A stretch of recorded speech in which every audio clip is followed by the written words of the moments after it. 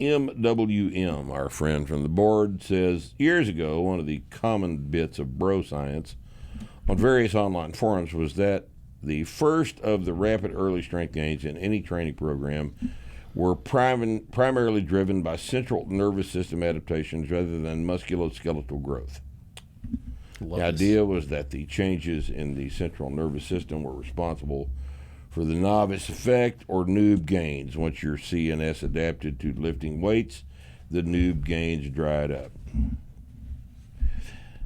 And he says, we know this isn't true, but is it completely wrong? How much does the CNS actually adapt to strength training? Well, how much do you think the CNS, the central nervous system, adapts to strength training? I don't think it adapts very much. To anything. You ever had a nerve injury? Yeah. It doesn't adapt. It doesn't heal. Right.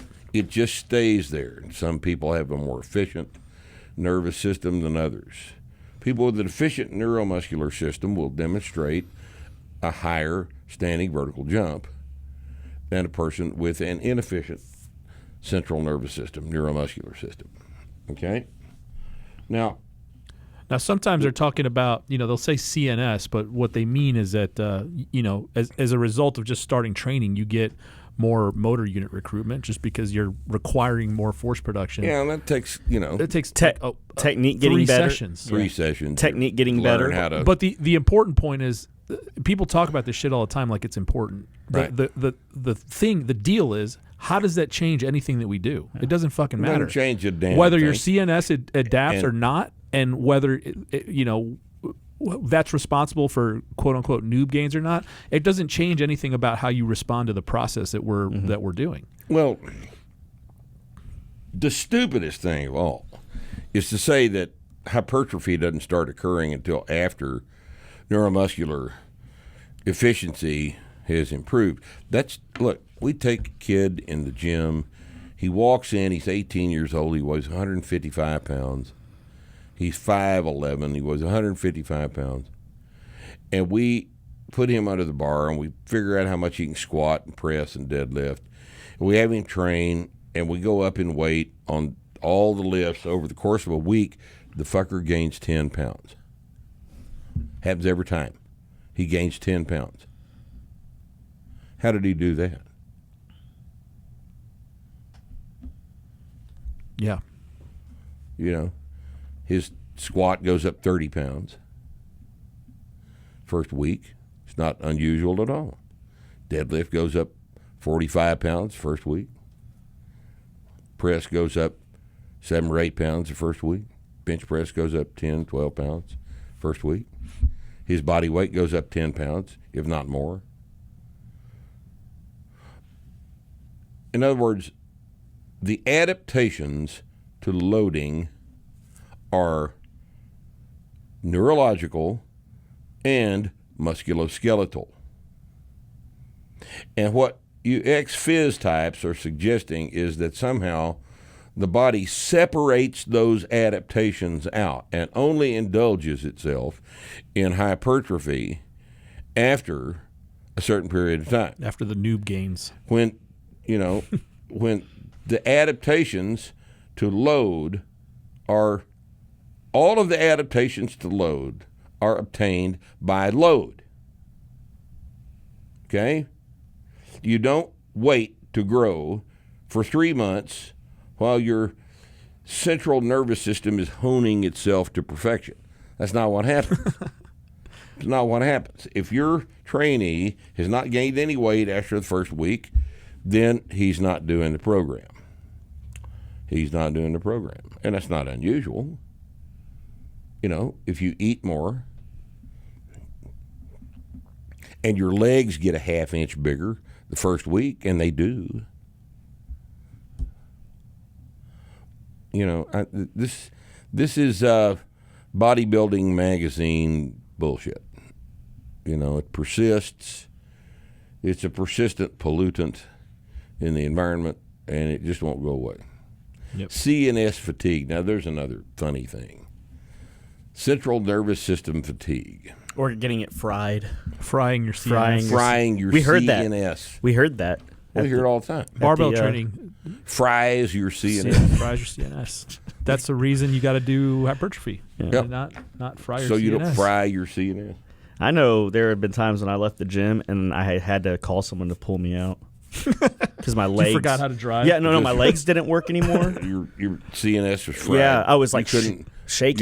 You couldn't breathe. I was having a hard time. Breathing was a problem. Yeah, it was a hard time.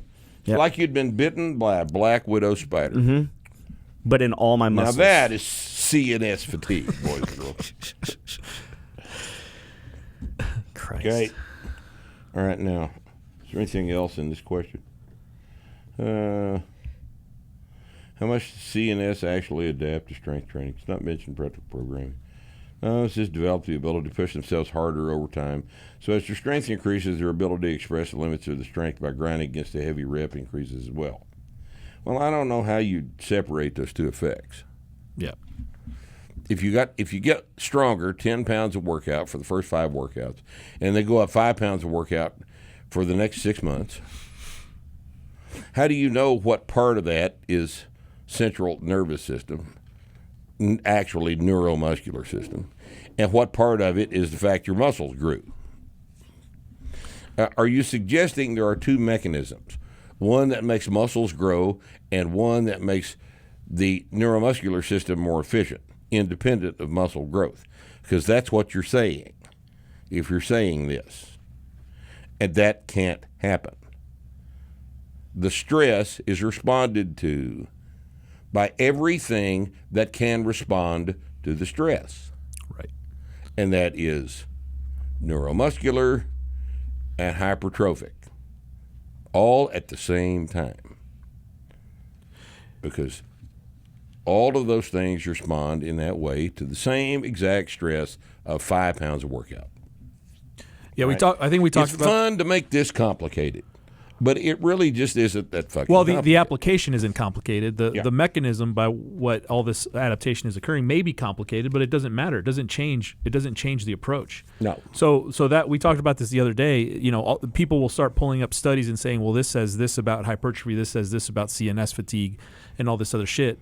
But again, it doesn't change our process, and all of that may carry a little bit of truth. You know. And here's another extremely important point. Studies are wrong.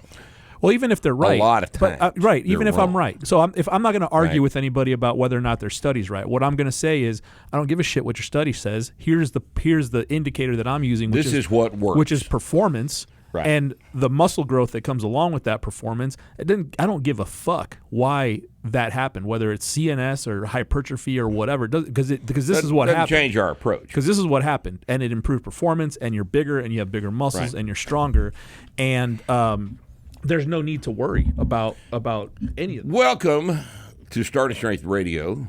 This is actually a commercial for Starting Strength Radio. It's not the actual Starting Strength Radio. But we wanted to tell you guys about all the exciting, wonderful questions we are going to answer on this next Starting Strength Radio. It's what we call a paper Q&A. It's because the questions are printed on paper instead of coming from your voice over the internet. So, there's some good stuff. There's some stupid stuff. There always is. But there's some good stuff in this one, and you need to make your plans right now to join us this coming weekend for Starting Strength Radio. See you then.